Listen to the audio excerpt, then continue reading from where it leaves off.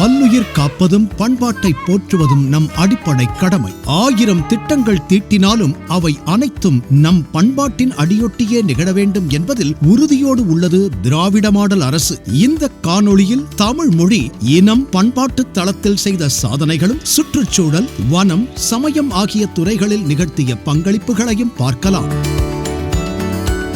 தமிழ்நாட்டில் திண்டுக்கல், கரூர் மாவட்டங்களை உள்ளடக்கிய வனப்பகுதியில் 11,806 ஹெக்டேர் பரப்பளவில் இந்தியாவின் முதல் தேவாங்கு காப்பக பணிகள் நிறைவடைந்துள்ளன. விழுப்புரம், கடலூர் மாவட்டங்களில் கழுவெளி பறவைகள் சரணாலயம், திருப்பூர் நஞ்சராயன் பறவைகள் சரணாலயம், தஞ்சை புதுக்கோட்டையில் கடற்பசு பாதுகாப்பகம் ஆகியவை பாதுகாக்கப்பட்ட இடங்களாக அறிவிக்கப்பட்டுள்ளன. சிறந்த நிபுணர்கள் கொண்ட காலநிலை மாற்ற ஆட்சிமன்ற குழு முதல்வர் தலைமையில் உருவாக்கப்பட்டுள்ளது.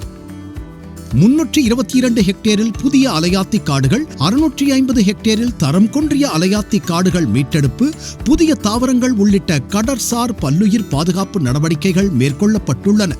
தமிழ்நாட்டில் ராம்சார் தளங்கள் 20ஆக உயர்ந்து இந்தியாவிலேயே அதிகமாக உள்ளது.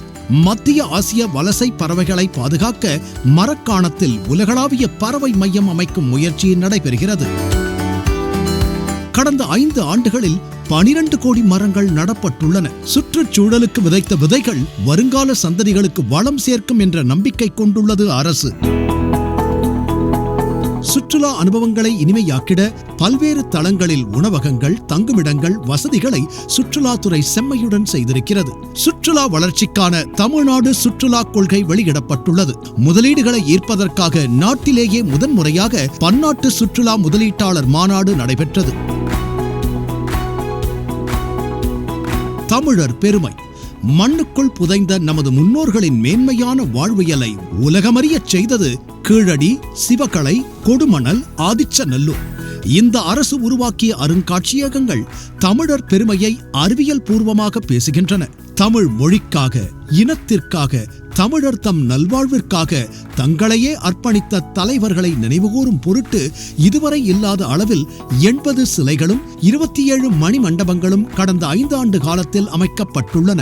1000 ஆண்டுகள் சரித்திரம் தாங்கும் 274 கோயில்கள் பழமை மாறாமல் புனரமைக்கப்பட்டுள்ளன. பல 1000 கோடி மதிப்பிலான கோயில் நிலங்கள் மீட்கப்பட்டுள்ளன.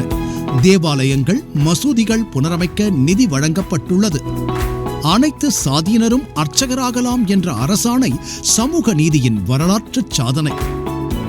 மதுரை கலைஞர் நூற்றாண்டு நூலகம், கோயம்புத்தூர் பெரியார் அறிவு உலகம், திருச்சி காமராஜர் நூலகம், திருநெல்வேலி காயிதே மில்லத் நூலகம், மாவட்டம் தோறும் நூலக மறுசீரமைப்பு, மாவட்டம் தோறும் புத்தக காட்சிகள், ஆசியாவின் குறிப்பிடத்தக்க சென்னை சர்வதேச புத்தக கண்காட்சி.